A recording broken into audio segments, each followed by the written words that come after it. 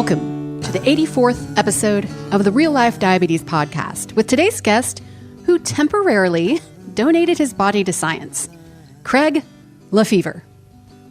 If you're new to the show, welcome, and thanks for stopping by. My name is Amber Kluwer, and I'm the co-founder of the Diabetes Daily Grind and host of this, the Real Life Diabetes Podcast. I enjoy sharing my story and those of other people living their best life with this disease. It is because of people like Craig that insulin therapies will continue to evolve, and the very reason I brought him on the show. Moving forward, the intro and closing will be a little shorter, allowing for more time with the guest. Here are a few quick announcements. Number one, this episode was brought to you by me. I became a Scout and Cellar independent consultant months before quarantine time because I believe in their clean, crafted process of making wine, and it can be delivered to your doorstep. I promise you want to learn more about this company, and you can check out all of that information in the show notes. Number two, there's nothing like sitting across from my podcast guest in person, but Zoom video will have to do for now. Head on over to the DDG YouTube channel to watch me interview Craig, and don't forget to subscribe. Number three, please click on the Amazon banner on the DDG website before ordering. It doesn't cost you a thing and throws a little change my way. Number four, I'm putting out a Facebook and Instagram live feed each week sharing upcoming guests and exciting announcements, and your feedback is always welcome. In fact, there are quite a few call to action items, so be sure to check them out. And finally, don't forget to love, like, share, and comment on all of the DDG social media platforms. Sign up for the newsletter and be sure to subscribe to the YouTube channel. Oh, and I would greatly appreciate if you left an iTunes review. All right, everybody, let's get started.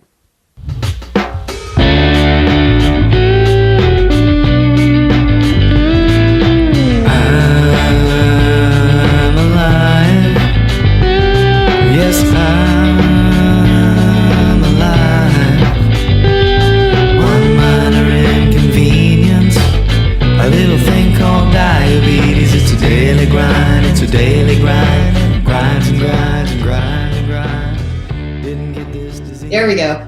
There we go. God love technology when it works. Yeah. How are you this evening? I'm good. How are you? I'm good. I just did my first Facebook Live, and it's just it's a totally different ballgame. I'm not used to it. So it's like being catapulted into technology on a new level is crazy. Yeah.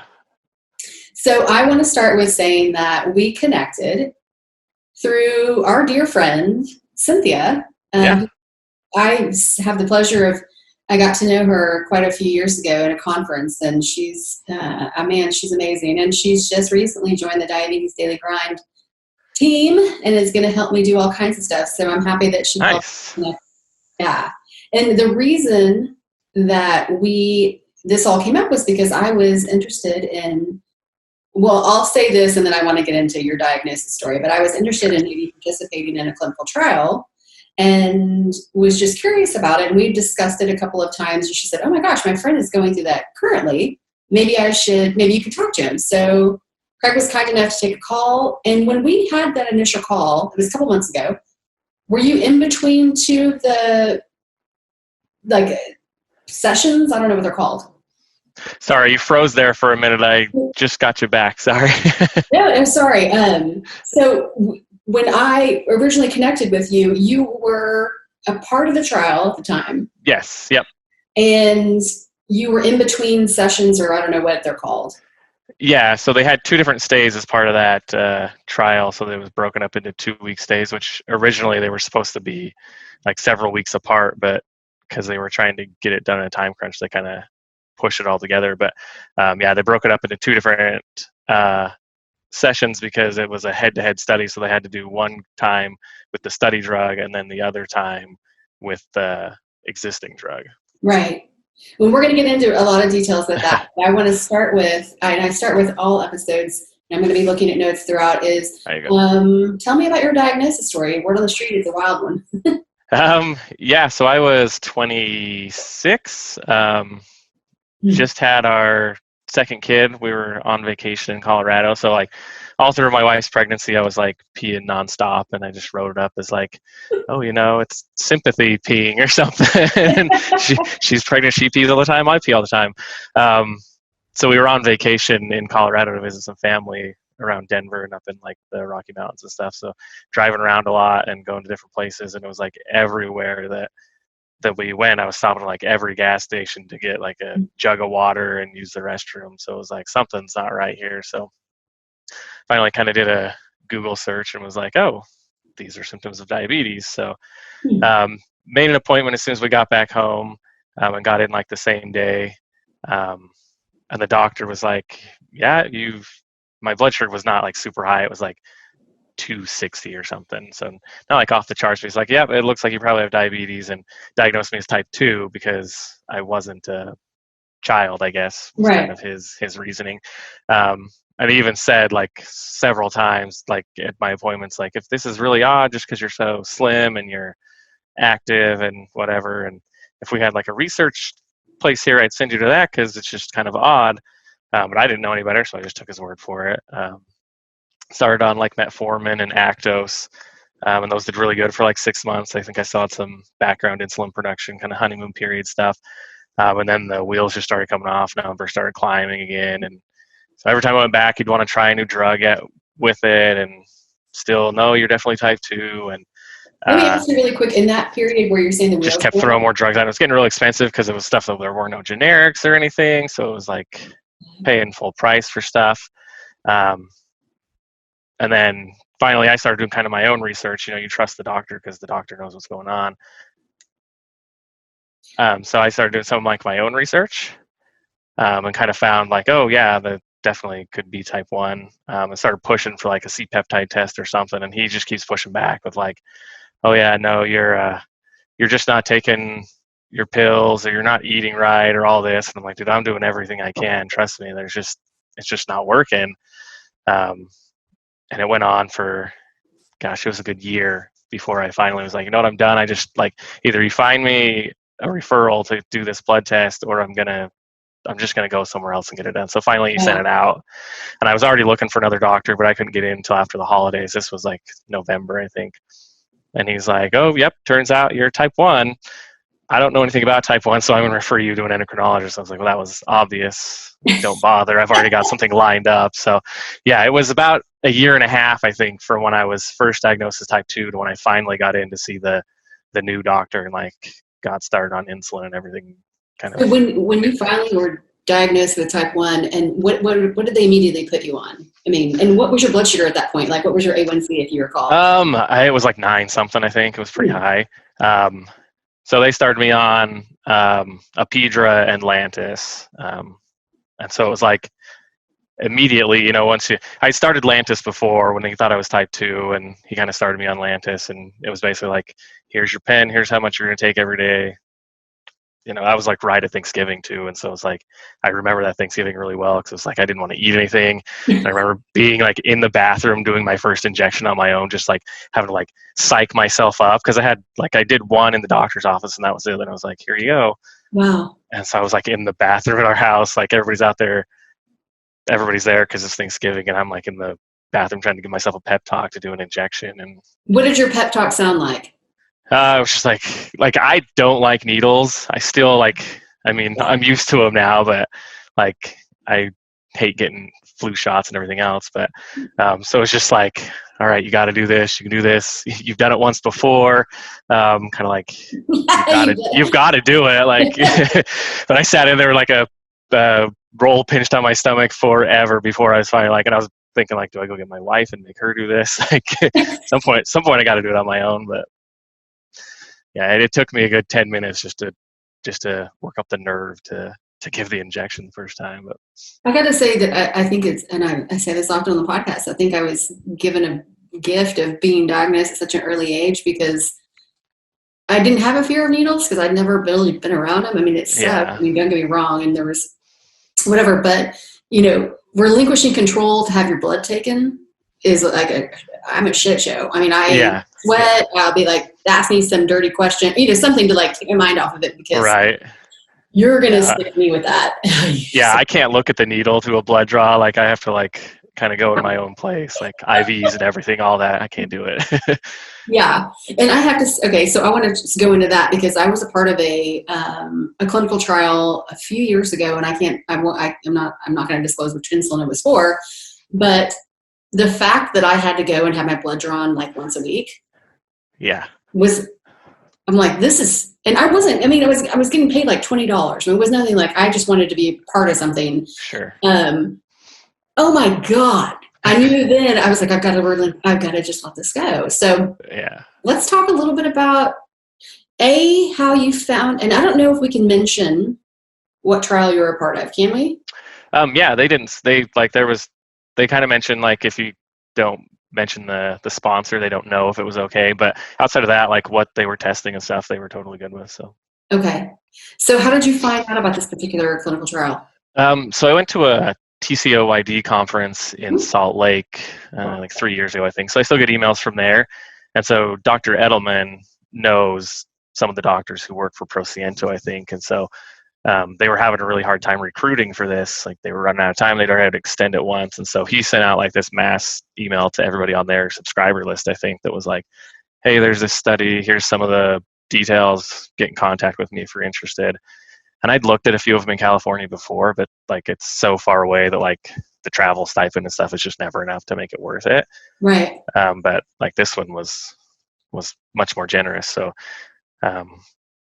so I reached out to them, kind of got the details, and then kind of hemmed and hawed on it for a long time because it was like starting right around the holidays, and then I was like leaving my wife home with the kids for 2 weeks straight. It was like I felt really bad.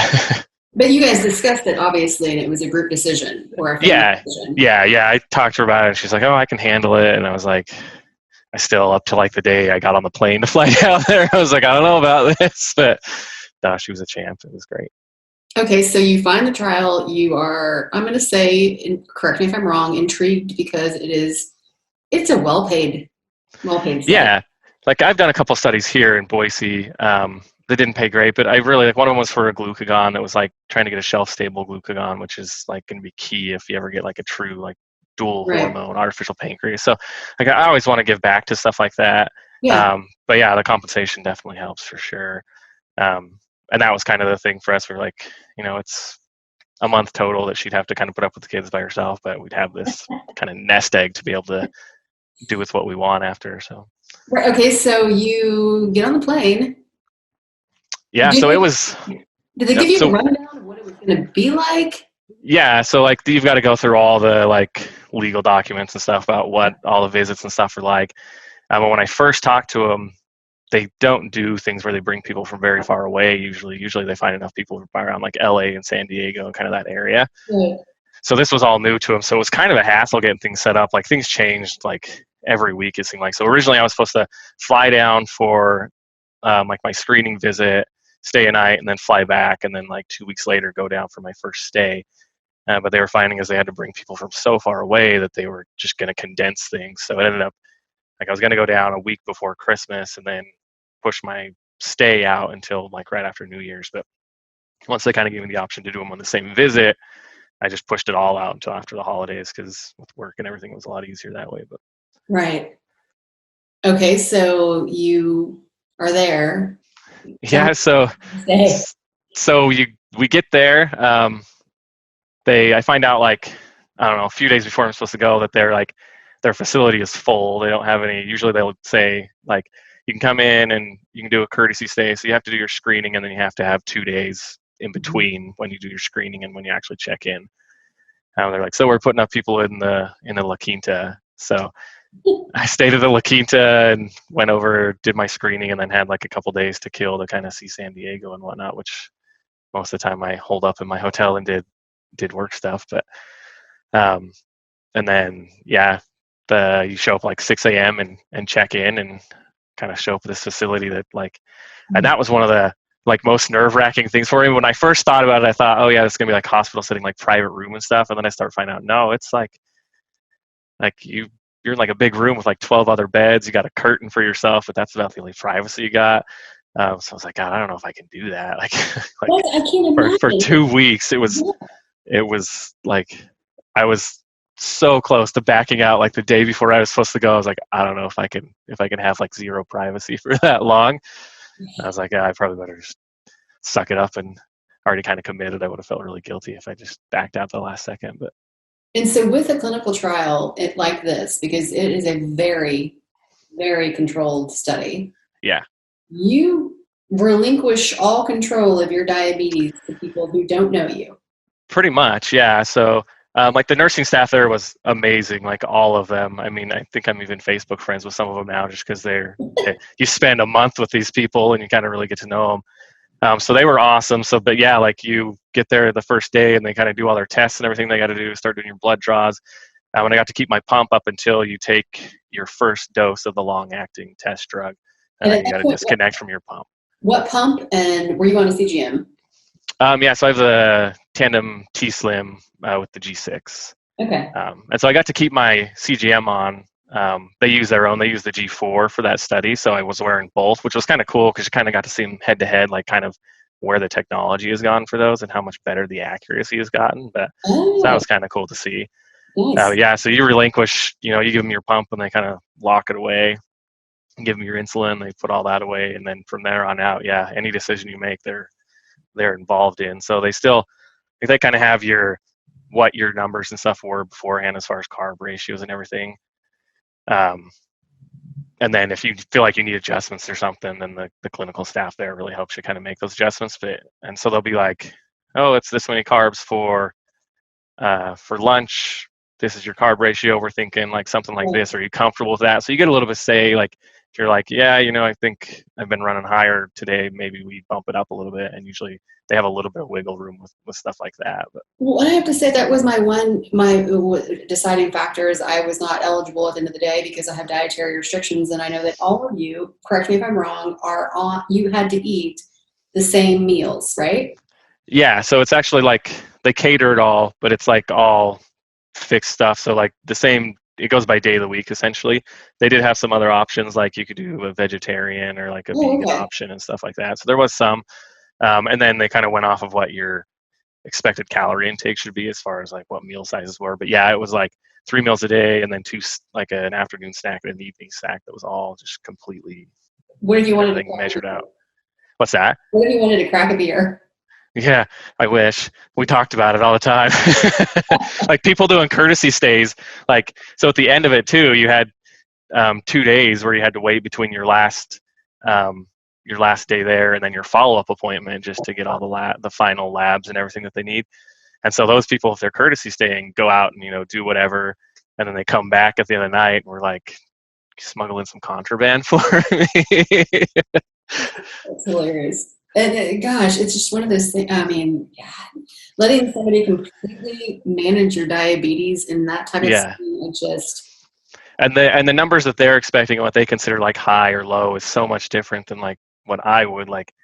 I mean, they're comfortable with you riding up close to 200 most of the time, and so it's like, yeah, I really don't want to be this high, but you got to really kind of like push for them because they're more worried about you going low, and so they don't want you to take corrections and end up low.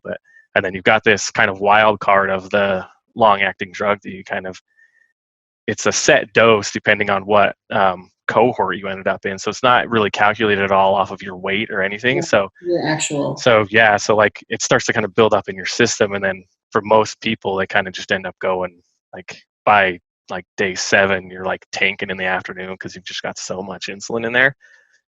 Like there were some people that like taking like 3 times more than they would normally take with their long acting. And so they're just like juicing glucose tabs all day and night. It was crazy. That would suck. Yeah. Like there was one guy, I think he took like, I want to say this had like 90 something glucose tabs in one night. Like it was like a record. Oh God. Yeah. So some of the people, like mine wasn't bad because I was close enough to what my normal dose would have been, that like it wasn't terrible. There's so many people that like didn't get any sleep because they were just up all night chasing lows just to eat and to feed the insulin. So you wrap up the first 2-week session. You go home, right? Yeah. So they gave you the option. You could do like a full, like basically month-long stay, and you had to have 3 days in between stays. So you just did like a courtesy stay there, and you could go do your thing, whatever you want, or you could go get a hotel or whatever if you wanted. and then come and check back in. So there were some people that came from pretty far away that did that, but I had already kind of committed to work that I was going to be back for a little bit to kind of help get back on track before I disappeared again. And then like I already felt bad enough about leaving the kids and everything for 2 weeks. You can share. Who were you working for at the time that would allow you to take that much of a leave? I was at Walmart, kind of running the HR stuff for a store. And so I honestly, when I went to talk to my store manager about it, I was like, I don't think she's going to go for this. Like, I was really surprised at how willing she was. And I could work some of the stuff remote. And so they have you all set up there. Like they had Wi-Fi and everything. You can bring all your laptop and whatever you have. So I could do a lot of stuff remote, which helped. But yeah, it was nice that it fell right after the holidays when, retail already has a lull where they get really slow and stuff anyway. So a lot of the stuff I normally would be responsible for were kind of not happening anyways. So. Well, that's good. Yeah, it was awesome. So then you go back. Was it hard to get back on the plane? A little bit. Like, yeah, you're like another 2 weeks of this, and like the beds were so uncomfortable. I think that might have been the worst thing, coming back home to my own bed and like my family and stuff. And like I feel like I can finally get a night's sleep, and then having to go back to those awful hospital beds, it was so hard. Yeah. Okay, well, you have 2 children, correct? Yeah. What did you and your wife tell your children you were going to do? So we told them that I was basically going to like stay in like a hospital just to get to test stuff. Like they know, they know about my diabetes and everything. It's like I said, I was right after my daughter was born that I was diagnosed. So it's kind of, she's always known it. Like she'll hear my Dexcom go off and be like, are you high or low? And then share my glucose tabs whenever I have to eat them. Like 3 for me and 1 for her. So they kind of know. Wanting to eat a glucose tab. I know, right? Like she loves them. Like we went to Disneyland a while back, and all that walking, I was like eating them all nonstop, and I pull out the tub, and she's just like puts her hand out. Kids love their sugar. Right? Pretty much. She is a sugar fiend. Okay, so with your children, are you nervous at all that? Okay, let me backtrack. Do you have a family history of type 1 diabetes? No, I'm the only one that I know of in my family. So, were you sick at any point to where you think that it was like an environmental factor or like a bug? Not really that I recall. I said like my wife had been pregnant, so I kind of just wrote off the symptoms for a long time. But there wasn't anything like I don't catch the cold or much. Yeah. And I just happened to watch. And did you watch the PBS? Series or the series just came out? No, the one that was just like last weekend. I was going to watch that. I didn't get a chance to yet. I would encourage you to watch it. And I'm going to write about it soon. And maybe I hope to God I get somebody from PBS to be on the podcast. But they talk about the, we all know that diabetes as a whole is like this crazy epidemic or whatever we're calling it right now. I don't know what the word is, but the increased rate of people being diagnosed, especially now it's no longer called juvenile diabetes. It's, type 1 can be any stage, but they talk about it's almost equal, and I cannot quote the scientific data here, but newly diagnosed type 1s almost match newly diagnosed type 2s. Wow, that's crazy. So we're looking at this whole, like, what are the other triggers or factors there? Yeah. And I will say, if you choose to watch it, I'm challenging PBS to do a follow-up episode, because it was so doom and gloom. Yeah. I cannot look at someone and just say, you look like a healthy person living with diabetes. If I can live with it for 37 years when I started out with peeing on a stick, and it made me really upset that it was more of just this, you're going to lose a foot. Yeah, I did. I some of the feedback I heard was that it was very kind of negatively portrayed, that like it was the end of the world for you. But. So I'm hoping, and maybe we can be on that next series. It's like, we're thriving. This is not we're all going to die. We all have a death sentence at some level, but there's so many like amazing athletes and stuff out there that are like doing amazing with it that they could have included in that shows a totally different side of it. And again, follow-up episode, PBS. Yeah. Okay, so with your kids and you being the first, are you at all concerned with nervous? Like we're very aware of like the signs, like if they are like seeming extra thirsty or like they're using the bathroom a lot, like we definitely are like should we do a finger stick? Like, and kind of nervous about it, but not to the point that like I don't stress over it or think that it's going to happen. I like in that aspect, I'm grateful that I have it because I know that if one of them had it, we would catch it really soon. And there's all these cool things they can do now to get them in like trial net and stuff and kind of try to prolong that insulin production as long as they can. That I think they like, at least that's kind of the silver lining. At least I know what to look for. But silver lining. God, we all need that right now. Okay, so word on the street, you no longer work for Walmart. Yeah, so I work very, very, very part-time for Walmart as I'm kind of transitioning someone else into my old role. I just started with Tandem last week. And tell me what your role is there.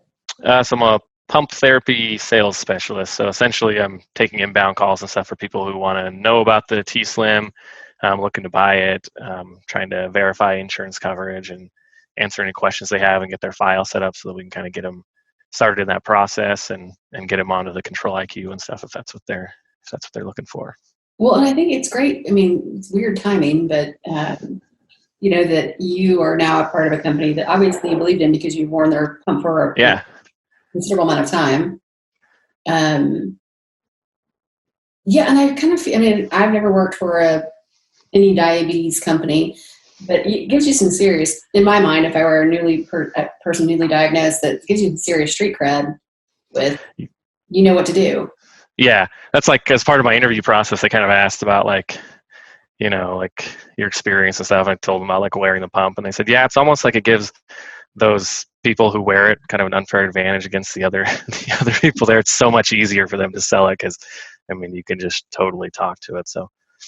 Well, and you guys, if you can't talk about this, no worries. Tell me about the whole new Tandem system, because this is newly released, right? The IQ? The Control IQ, yeah. So they had Basal IQ before, which when I got my pump last year, it just had Basal IQ on it, and they were waiting on kind of FDA approval and stuff for the Control IQ. So Basal IQ is like that glucose or insulin suspend. So if your blood sugar is going to go below 70 in the next half hour is predicting, it'll just shut off your basal to try to prevent that low.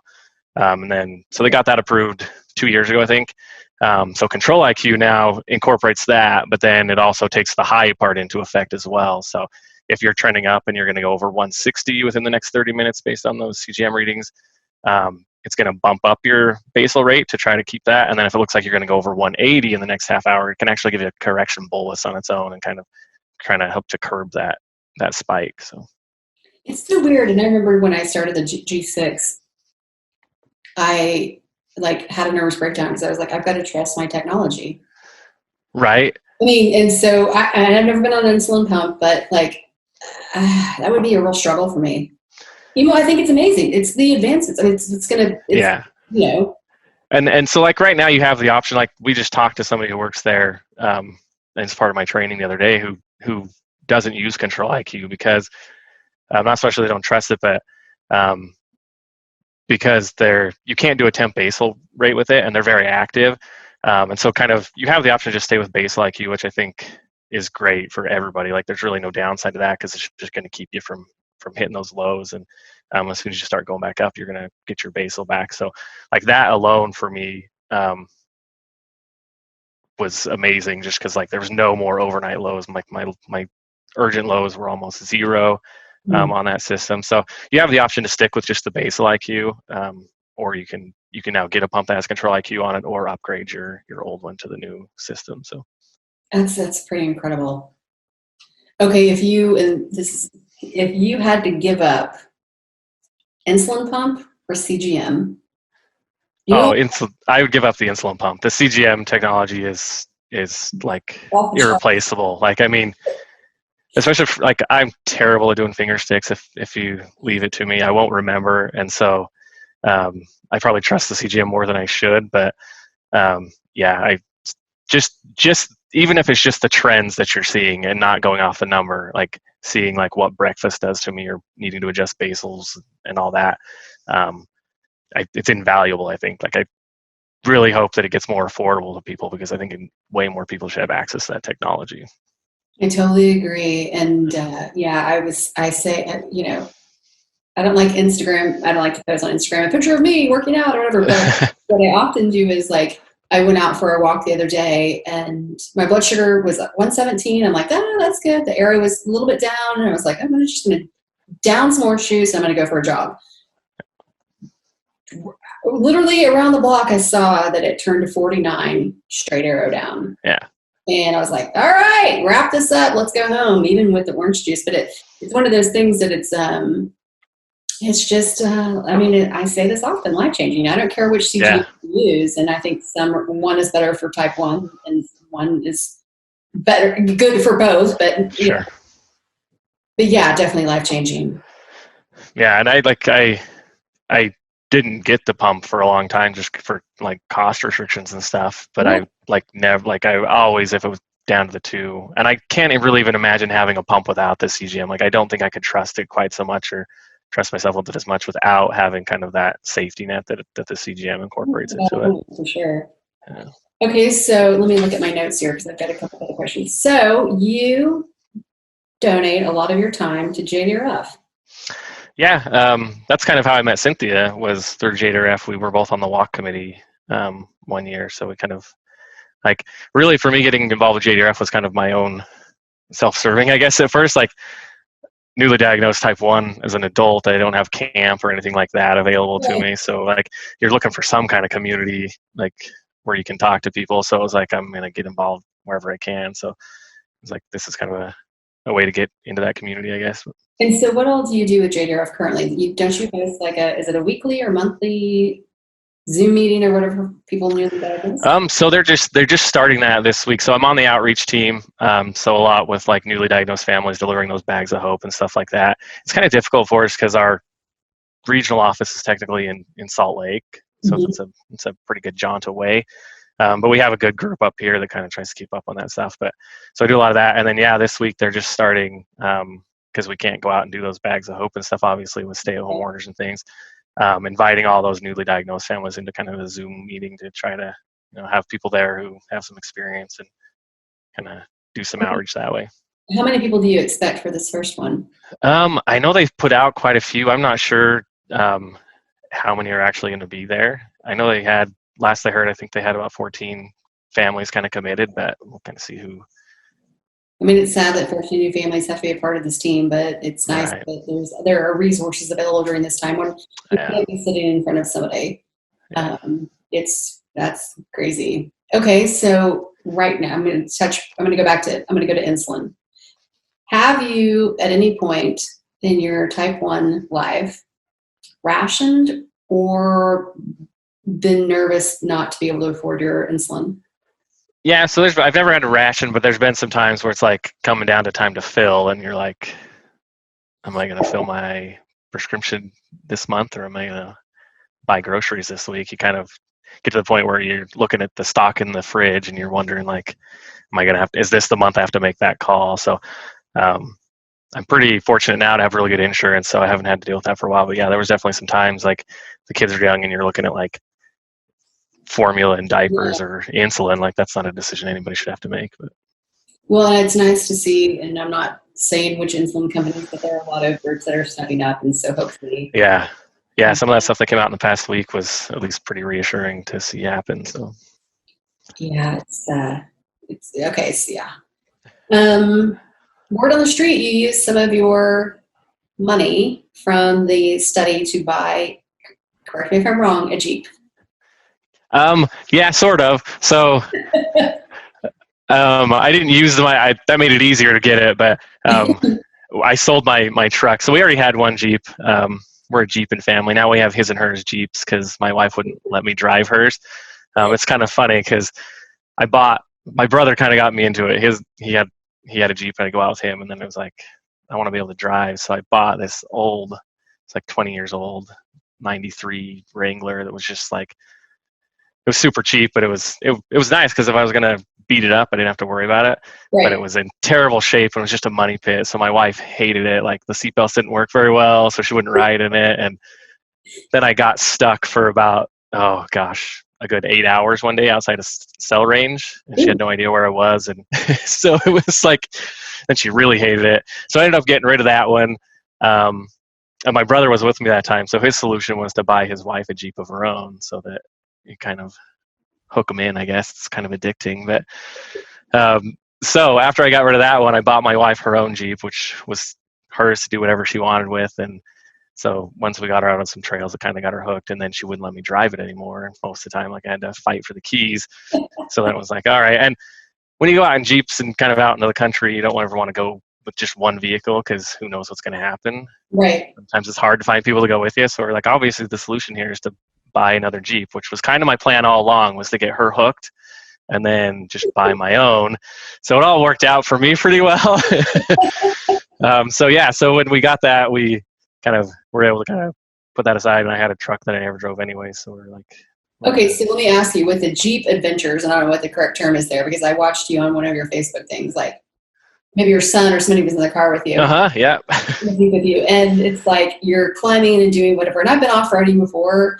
Thankfully, other people were driving. I've only off-roaded once with my Subaru, but that is super stressful.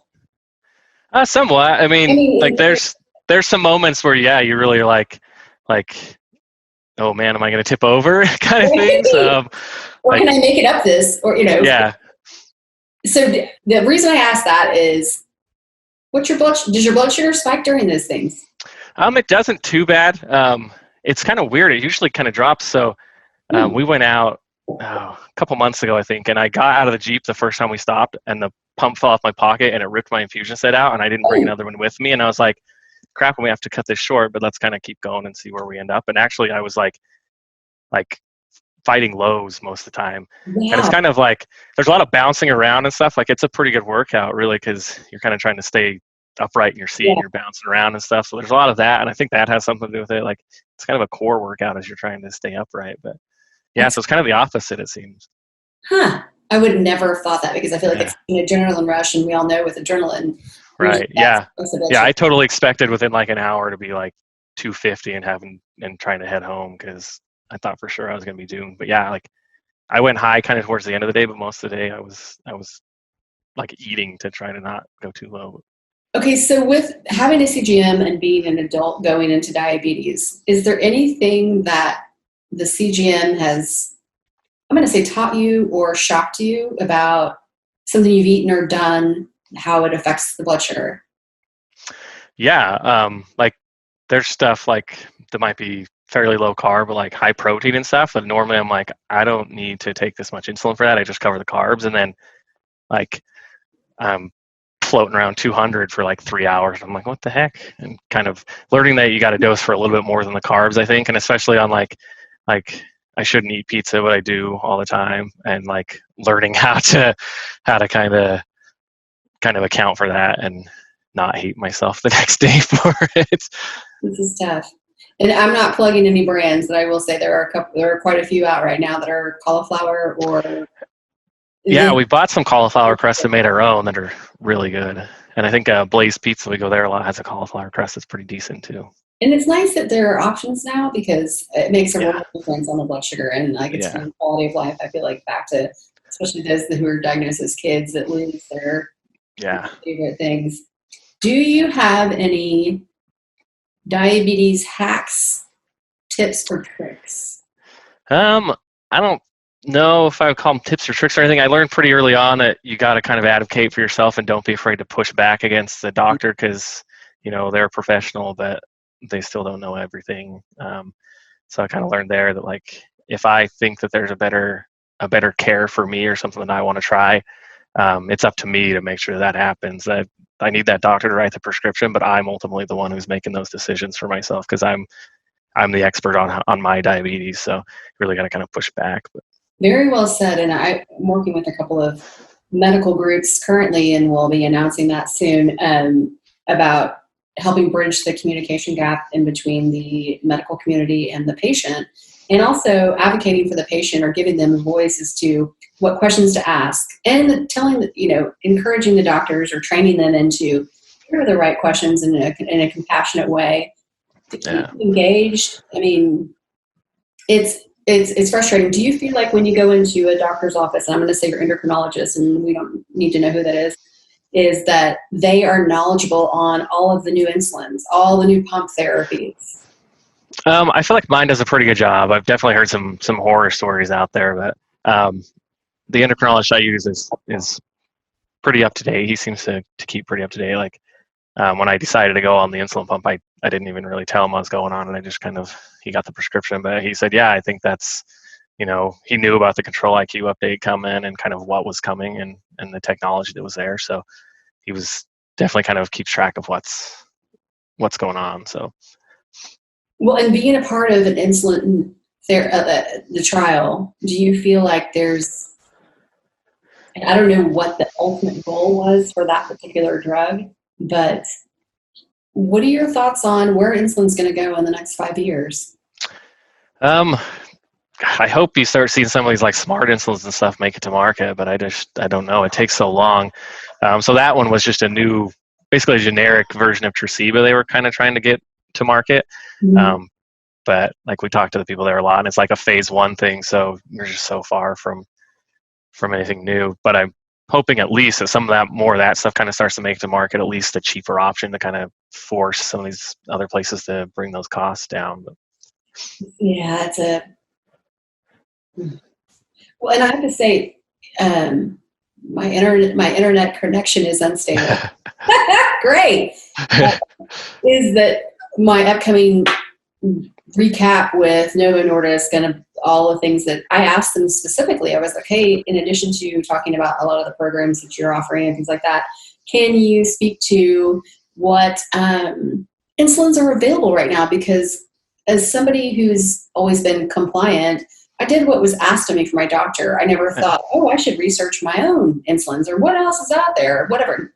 And so I'm excited to hear what they have to say, because there are so many insulins currently available, and they're coming out like every other year or every year. So I am excited to see where that goes, I guess.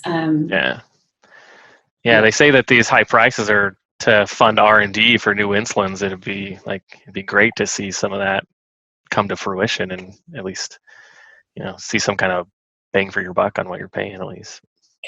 The lighting here, I have to say, has been cloudy, and we've been in tornado awesome. Day, and it's rained. It's hailed on me today, and just now, which is great. But it's like, this is not good timing. Great, thank you, sunlight, but not the best. I don't even care. I'm not that egotistical.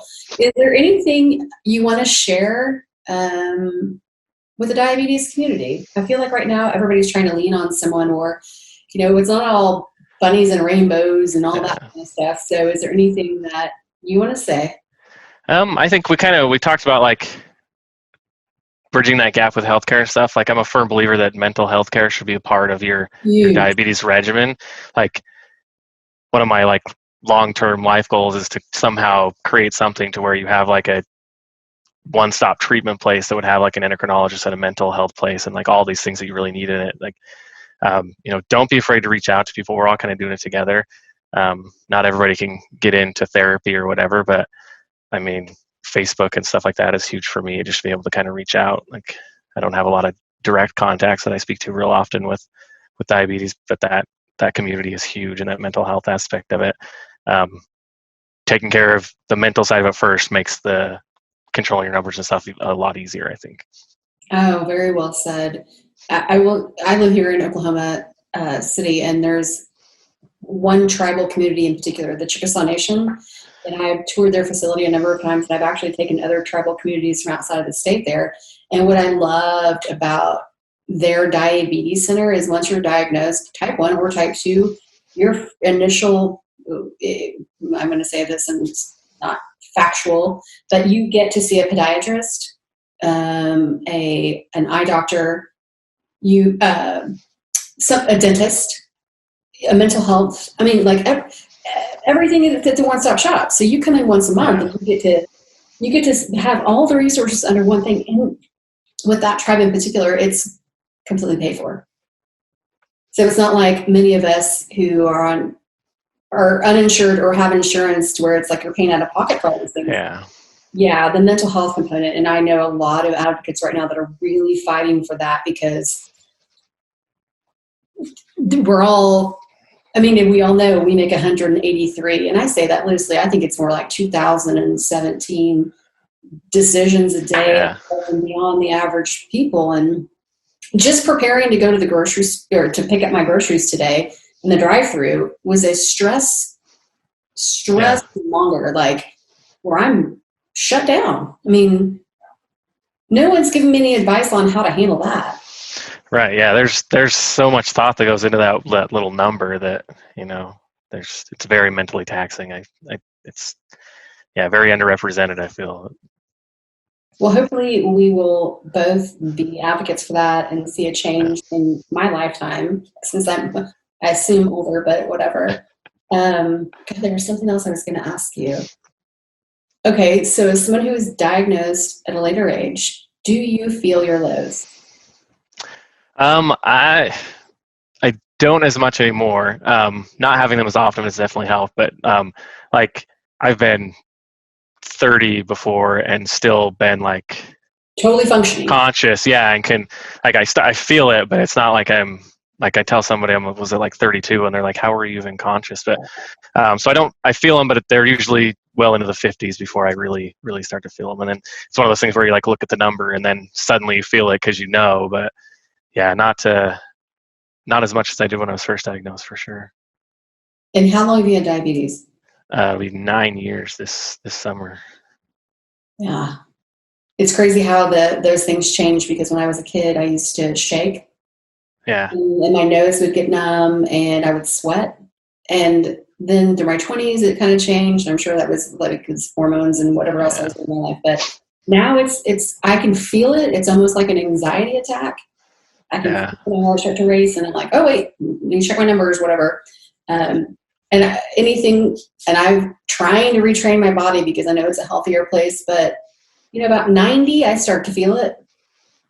And 70 is like, okay, we're going big time. But then, like you said, I can get into a 42 and be like, well, didn't even know that was there. Yeah, it seems like it's not even consistent. Like, I think sometimes it has to do with like how quickly it happens. Like, I definitely get that. Like, I don't know if it's just me causing it for myself, but if I see like that urgent low soon alarm, or I see like it's double arrows down or something, I get kind of that heart racing feeling and stuff. And I don't know if it's just me causing it for myself or part of the low. But arrows down, when you see that, I'm like, shit, it's about to hit the fan. I gotta do something right now. And it's and do you feel, and I only learned this term in the past couple of years, but like a diabetes hangover? Yes, the hangover, I call it. Yeah, especially if it's overnight. It's like, it'll drain me for sure. Like, and then like, I try to, like, if I have to call in for work or something, I feel silly. I'm like, oh, I went low last night. And they're like, well, how's your blood sugar now? Well, it's fine now, but I feel like I hit by a train last night. Like, if I hit below 50, it takes a lot out of me for sure. It's crazy what a difference that can make. And when you have repetitive ones too. Yeah. Like I overcorrected the other day and I went from like 50 to 270 in a matter of it was just so fast and derailed. Yeah. It'll mess up your day. Yeah. Well, I'm going to say all the notes that I have, unless you want to throw in anything else. I don't think so. Would you encourage people to participate in your trial? Yes. Maybe not the one I did. It was a lot. Like you talked about not liking blood draws. Like there was at least one blood draw every day. And then through what they call a clamp procedure where you're like hooked up to the machine. I mean, you got 3 IVs in for like almost 48 hours. It was like, that's been everybody's question. Like, would you do it again? And I'm like, maybe not something that extreme. And so depending on which group you ended up in, some groups had 2 different clamps. One was a 24-hour and the other was a 42-hour, but you're really hooked up to those machines for an extra 12 hours on top of that because they got to calibrate everything and get you all set up. So, or I guess an extra 6 hours on top of that, but you're fasting for an additional 12. So that part was pretty brutal. Like convincing myself to go back for the second 2 weeks, like that was the hardest part. Was like, and then I came out of one of those with a fever, and that was like right during they already had a positive flu test there, and right as like the COVID stuff was ramping up, and so they quarantined me. So I spent like 3 days straight with very little interaction with anyone. It was pretty terrible. But That would be so tough. Yeah, that was the worst part of it. But kind of, you get into that like last 6 hours of the last one, and you're like, it's the longest 6 hours of your life. You're like, I just want to stand up and eat and get out of this stupid bed. Well, I want to say thank you for participating in that trial, because it's people like you who are, I'm going to say, sacrificing your body. And it's weird as hell to say, but if you're in a position, and this, no one's paying you to say this, but if you're in a position to participate in anything like that, there are so many clinical trials that are going on right now. And if we don't step up as a diabetes community, nothing's going to change. Yeah. And I'm glad, because if you had gone the first 2 weeks and didn't return, you wouldn't. All that information is gone, and that was like, it was never really a question for me to go back. And like I make it feel all doom and gloom, but really it was like, we all joked around. It was like adult day camp. Like, we were cooped up and couldn't leave or anything, but you're with all this group of people who are all, dealing with the same thing, and you get to compare therapies and talk about pumps, and like, it really was kind of like adult day camp. Plus, it was kind of nice to let somebody else take the reins for a while and dose my insulin and stuff. So, are you staying in contact with anybody else that was a part of the trial? Yeah. So we have a Facebook group that we started that kind of, and so there's people that I didn't even cross paths with there that either came in after me or left before I got there, that like I'm meeting through that kind of, we all gone through the same thing. So we all have these little jokes that we make about yard time and stuff like that. That's really cool to get to interact. That's great. Okay, last question. When you came back home after it was all over, what was the first thing you did? Well, the first time I got to be out of the facility, I went and got a drink and like a giant hamburger, because I want to just eat what I want.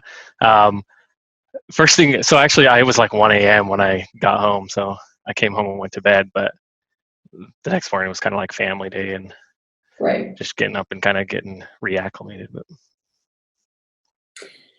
Well, again, thank you for donating your body to science while still alive. Hopefully we'll all see, some positive things that come from this. So. Yeah, hopefully. And please stay in contact, and definitely. Yeah, keep doing what you're doing. All right, thank you. All right, have a good night. You too, bye. Bye.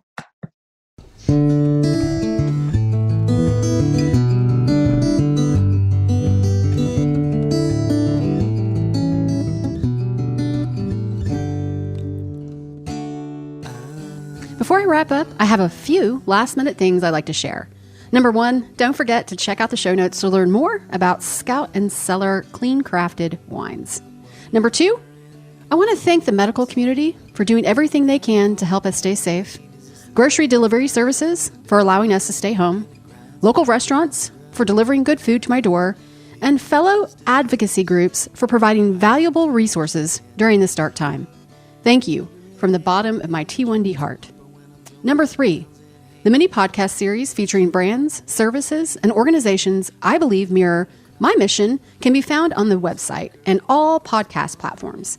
If you'd like to learn more, please shoot an email to penelope@diabetesdailygrind.com. And finally, please continue to leave iTunes reviews and love, like, and share on all things social media. We all know right now that we're leaning hard on social media for connecting, and I'm doing everything I can to put things out and would love your feedback.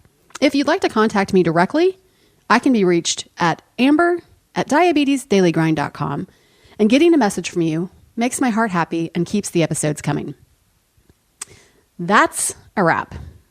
Stay safe, everyone. Cheers to the highs and lows.